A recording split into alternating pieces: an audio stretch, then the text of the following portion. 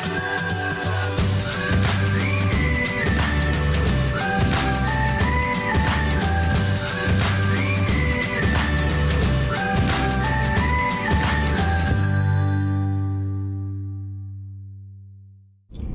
and welcome to my truck. My name is Roy. I'm a home cook, amateur baker, and I am here on this channel typically sharing recipes that have helped me to lose over 125 pounds, whether those recipes are mine or someone else's. Now obviously I'm in the truck, so this is time for a truck talk. I've changed the name from Truck Chat to Truck Talk because I heard from my pal Mima over at Mima McLiving Healthy that Truck Talk had a better alliteration, similar sounds in each word. So I decided to give it a shot and call it a Truck Talk instead. And I am going grocery shopping. I do need to pick up a few things, and I'm not sure if I'll do a haul because it's like 4 o'clock and I need to pick up some things and then hurry home and make dinner. So I'm not sure if I will be doing a grocery haul or not. I mean, I'm really not getting too much different than the last time, except Paul did want for this evening, he wanted some spaghetti and meatballs and some garlic bread. So I am getting those things, which you can eat on a weight loss journey as long as it is in moderation. So I don't mind having something like that on occasion. Now, I did post something on the community page on my channel to see what kinds of things you guys might be interested in me talking about, rather than me just trying to come up with something and rambling for God knows how long. And one of the things that I was asked by Beth is about my health issues, because anybody who hasn't seen my original video, and even there I tried to be as concise about it as I could, may not know about the neuropathy and myopathy that I have. So I figured while I'm driving to the store today, that is what I will talk about. I do plan on talking about me becoming a teacher and how I became a teacher, which to me is kind of interesting, but that is for another truck talk. For right now, I'm going to be talking about my health issues. Now, if by some chance you don't know, and I only mention it in like every other video, I believe, I have neuropathy and myopathy, which means that my muscles and nerves do not always work correctly. So I will have spasms, I will have twitches, my feet, especially my toes, are basically numb and I don't feel much from them. And it's not diabetic neuropathy. I know that a lot of people have suggested that, but that has already been tested. I actually, since my weight loss journey, have been taken off my diabetes medication, which I was only on for a few months, and also off of my CPAP, and also off of my blood pressure medication. So I definitely don't want to go back. Oh, speaking of which, I did forget to give you my weigh-in for this week. I was up 0.4 pounds, which isn't bad. I'm obviously not moving in the right direction that I want to be going, but it could have been much worse. So I don't hold that against myself. I figured if I was at goal, I'd be perfectly fine with that. It wouldn't bother me at all. But because I've gone 25 pounds or so over my goal, that is a little distressing, but not much. I mean, it's only 0.4 pounds, so I can live with that. But that is my weigh-in. Now back to my health story. It started, I think it was about 7 or 8 years ago now. Time has just really messed with my brain, especially during the pandemic. Time just changed. So I think it was 7 or 8 years ago. I will double check and add that here, what the exact number of years it's been. But It started off, and I'm not sure which started first. What I believe started first was feeling in my arms a weakness.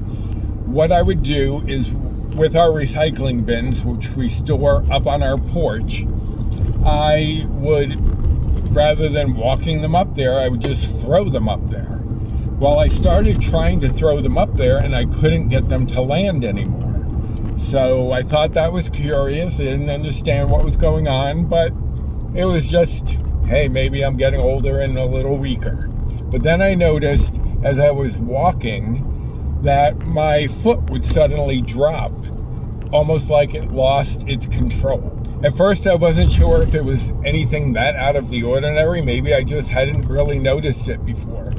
So this friend of mine that I was working with, I asked him while we were walking down the hall, do you notice that? And he said, yeah, that is definitely different. Definitely something strange. So that was the next thing. Then I started getting weakness in my legs. I would get cramps on occasion all over my body, especially like my stomach area sometimes.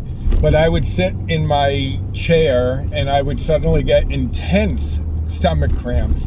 I mean, I got so panicked before I knew what was happening that I was like, I think I need to go to the hospital. But then it would ebb. So now I've gotten to the point where I understand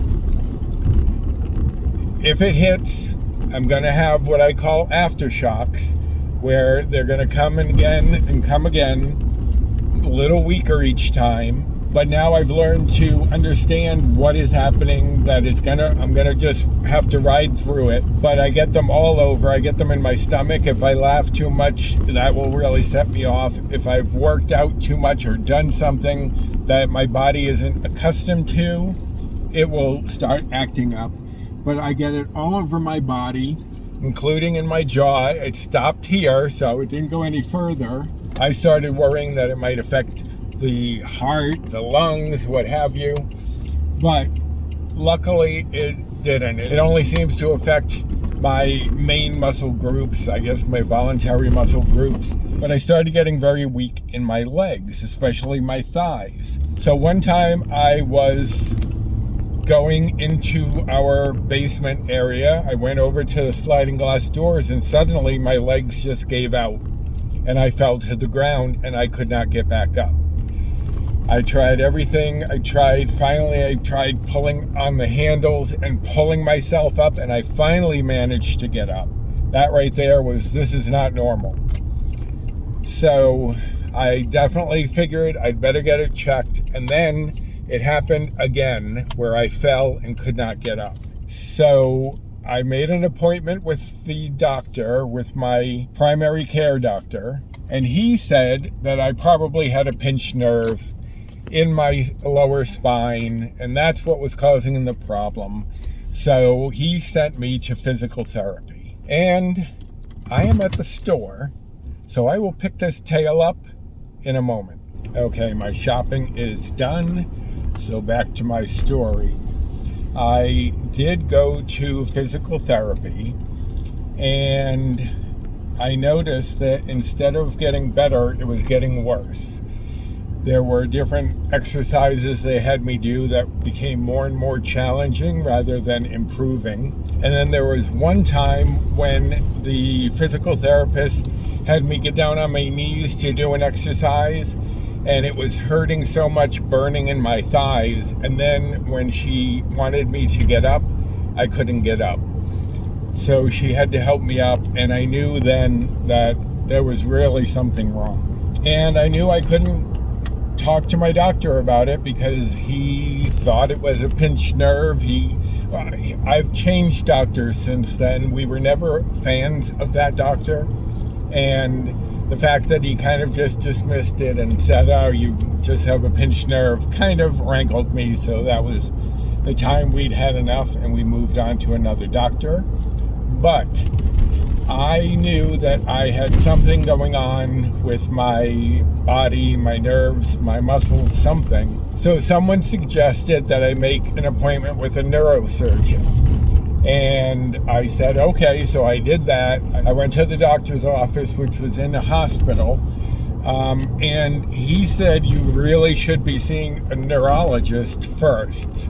I didn't know what to do about any of this, so I just went by someone's suggestion of a neurosurgeon, and I guess I went a little above where I should have been to start off with. But I did then make an appointment with a neurologist who I loved. He was so nice, so pleasant. I mean, he tried everything to figure out what was going on. He tested me for everything he could think of. He even read an article about one patient who had something called hepatitis E, which I didn't even know was a thing. And he tested me for that just to make sure.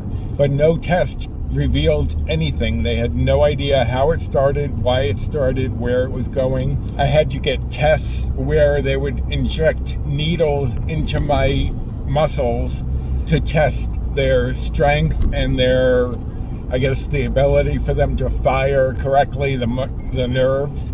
And since we couldn't find a cause, we thought, well, maybe we can still find a cure. So the first thing he did was tried some medications. They had no effect. Then we went on to, and I'm trying to remember what it was called. I'll try to remember and post that here because I can't remember the name of it. But a nurse had to come to my house, had to infuse me with something for a few hours. So she would come and hang out while I was getting this, whatever it was, IVG, I want to say. I can't remember. I'm going to look it up.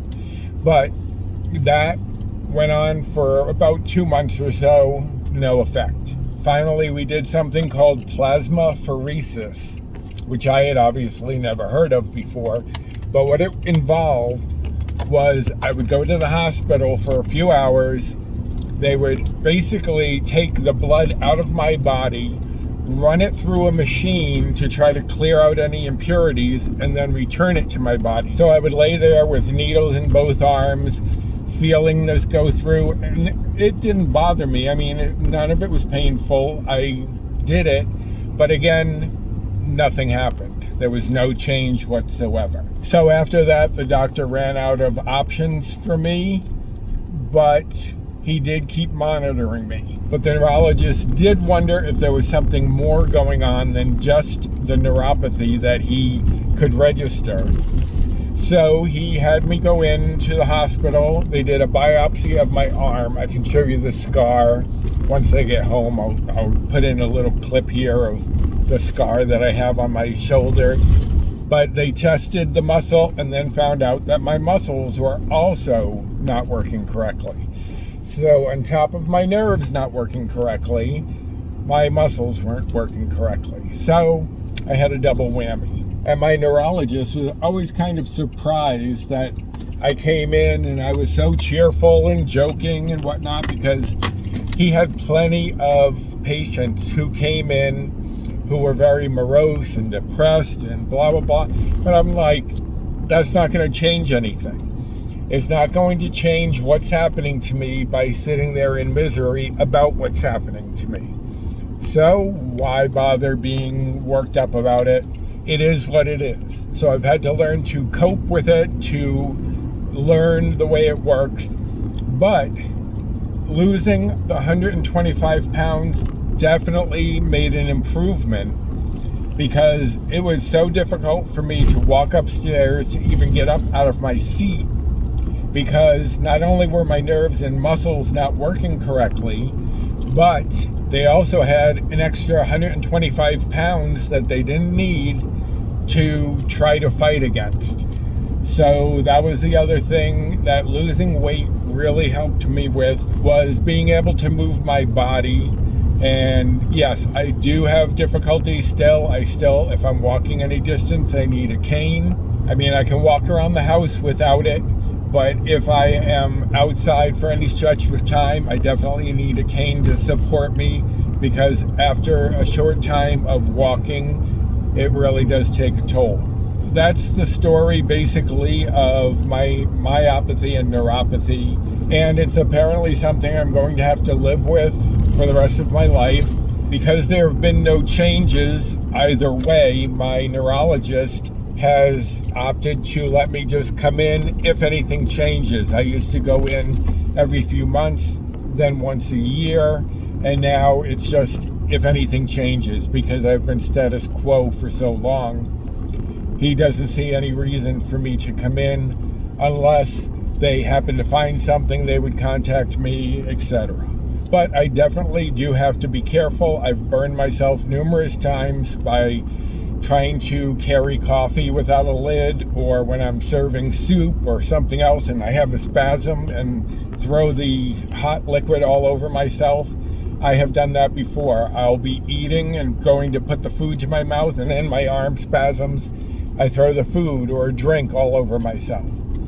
So there are things that I have had to edit out of the videos, but it is what it is, and I am home. I'm never sure if I'm going to do a grocery haul or not, but like I said, I am kind of rushed for time, so I may show just a couple of items that are new that I found and picked up, a couple of little sweet treats that you might want to see. So I'll show you a few things. I can't show you everything. I've got to make dinner, but I will be back in a moment to show you a few things. Okay, so for a quick grocery haul, this is just a few of the things I've gotten. I have some broccoli crowns because I'm doing a recipe for Friday's video that needs broccoli crowns. Got a bag of yellow potatoes. I also got a bag of Vidalia onions because they were buy one, get one free, mix and match with the potatoes. A few bananas and some strawberries to go along with the yogurt that you've seen before. I already have blueberries in the fridge. I got another thing of eggs because they were only $2.99 for an 18-pack, so I had to get them. Some 93% lean ground beef. I can't often find 96, but 93 is close enough on the bites and points. I got some tricolor rotini. As I said, I now use regular pasta and make that work in my recipes because I can't afford to keep buying the Fiber Gourmet as much as I love it. It's just a little too pricey, and then you add the shipping and it's just too much. So I just switched over to regular. And then here I've got these Outshine no sugar added pops, black cherry, strawberry, kiwi, and mixed berry. And then I got the Outshine strawberry, no sugar added. And then I got some no sugar added fudgicles.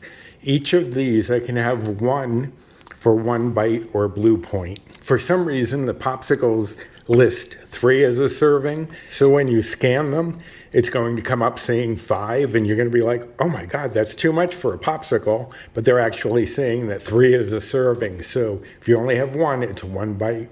The same thing with these. Make sure that you look at the serving number, how many you're getting, and don't just assume it's for 1. So you can always fix that. And then quickly over here, you'll see 2 cakes. Those were tests that I tried to get the texture issues I was talking about in my last video on my marble cake and my banana split upside down cake. I was trying to get those worked out, the texture. So I have 2 versions. This one I made in a round pan because I used egg yolks, and round reminded me that they were eggs. And then the square pan, I used some light butter. Paul and I actually prefer the light butter, and it doesn't really affect the bites and points. So I think I'll be using that, and I definitely got the texture on each of these that I wanted. But the texture on the light butter one is preferable. Okay, so there is my mini haul. I have to get dinner started, and I hope that you enjoyed this truck chat, and if you did, I'd appreciate the usual: like, subscribe, comment, share, and hit the notification bell for the next time I upload any sort of video, like my kitchen tour that just went up on Sunday, and I did a premiere, so I got to chat with a few of you live. It was a lot of fun. And don't forget to check out the description box for all sorts of information, like my recipe blog, my social media, my Instagram, and 3 Facebook groups that I'm part of. So check out that description box for all sorts of information. And I've got to go get dinner ready, so until next time, bye.